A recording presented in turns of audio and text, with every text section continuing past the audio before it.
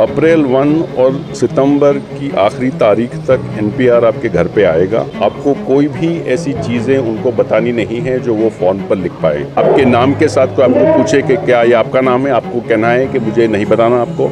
और ये बिल्कुल ही होगा कि एनपीआर फ्लॉप होगा, एनआरसी भारत में नहीं होगा और सीएए को खींचा जाएगा। The BJP has used faith to divide people in India and I think that the violence in Delhi which was aimed at the Muslim population of Delhi was instigated by the BJP and its leaders. Hello everybody, you're watching Gohash Bangalore Exclusive and आज हमारे साथ है आकार पटेल जो एक journalist himself है।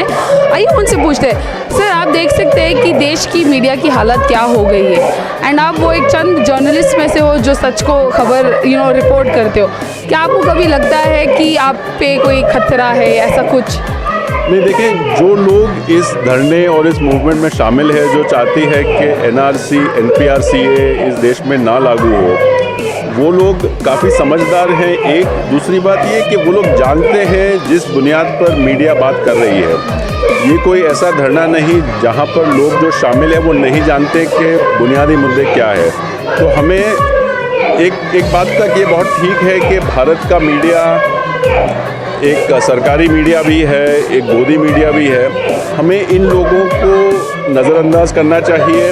जो भारत में आज हो रहा है, 135 जगह पर 2400 घंटे जो धरने बैठे हैं, उसे दुनिया देख रही है। तो ये सिर्फ कोई एक भारत का कोई हिंदी या कन्नड़ या तमिल चैनल तक सीमित नहीं है। दुनिया भर में बहुत सारी ज़ुबानों में लोग इसे देख रहे हैं। हमें हौसला बिल्कुल नहीं हारना चाहिए इस चीज़ से। हमें सिर्फ डटे रहना चाहिए। हम अब तक जीत रहे हैं और हम जीतेंगे इसको। सर हम जैसे देश के हालात चल रहे हैं या दिल्ली में दंगे हो रहे हैं या कहीं पर भी दंगे हो रहे हैं, अक्सर मजहब को यूज़ किया जा रहा है। They using religion as a propaganda. उस पर आपका क्या कहना है? It's very true that the BJP has used faith to divide people in India, and I think that the violence in Delhi, which was aimed at the Muslim population of Delhi, was instigated by the BJP and its leaders, and it was aimed, I think, mainly because they are losing the battle globally on CAA, NPR and the NRC. The government of India doesn't have any ally anywhere in the world.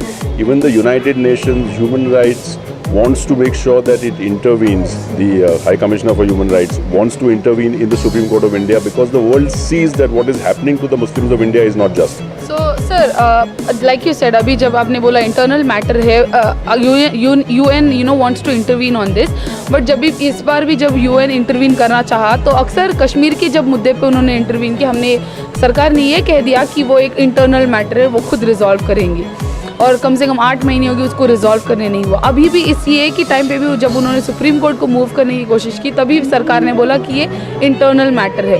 तो ये internal matter है क्या? कश्मीर का मुद्दा ये है कि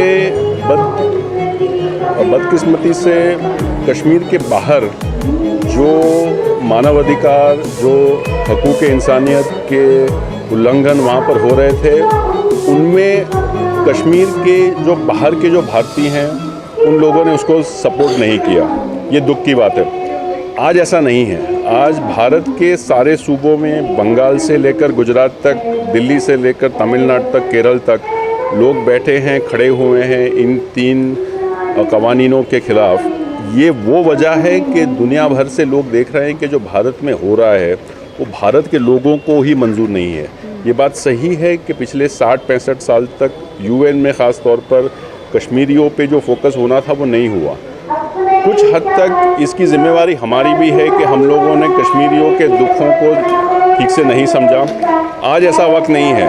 आज शायद ही कोई ऐसा शहर हो भारत में जहाँ पर लोग धरने पर ना हो, और ऐसी स्थिति में ये दुनिया को नामंजूर है कि भारत की सरकार अपने ही लोगों पर इस तरह का अत्याचार करे। तो हम देख सकते हैं ये जब ये पूरी जो धरने बैठे हुए हैं, अक्सर पूरे धरने जो है महिलाओं की वजह से चल रहा है। It's a women led protest. What do you have to say on the revolution through the women? मुझे बहुत ही फ़ख्र है इन बातों पर कि एक तो ये धरने जो हैं वो भारत के मुसलमान इसमें आगे हैं। दूसरा ये कि भारत के मुसलमानों के अंदर भारत की जो मुसलमान औरतें हैं वो बिल्कुल ही आगे हैं। ऐसा ही होना चाहिए, ये सही है और इसकी वजह से ही हम जीतेंगे।